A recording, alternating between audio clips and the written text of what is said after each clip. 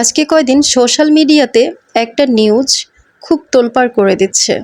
যখনই ফোন হাতে নিচ্ছি কিংবা টিভি নিউজ দেখছি, তখনই বারবার নিউজটা চোখের সামনে চলে আসছে। খুবই জঘন্য, লজ্জার, হৃদয় বিদারক, মর্মান্তিক একটি ঘটনা।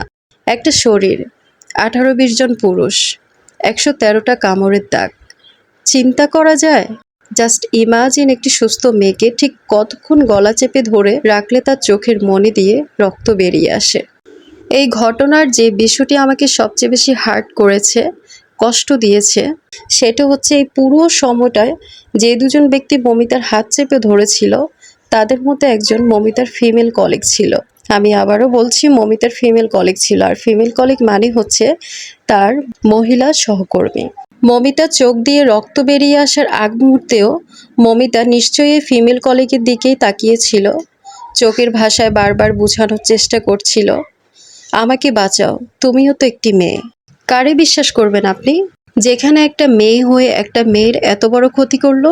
আর শুধু ক্ষতিই না, দস্যু হায়নাদের হাতে তুলে দিয়ে নৃশংসভাবে দুনিয়া থেকে চিরতরে শেষ করে দিল। আপনি কি বলতে পারবেন আপনার আশেপাশে এমন কেউ নাই? মানুষ চেনা কি এতই সহজ? তবে এই ঘটনা থেকে আবারও একটা জিনিস স্পষ্টভাবে প্রমাণিত হলো যে একটা নারীর ক্ষতি করার জন্য একটা নারী যথেষ্ট।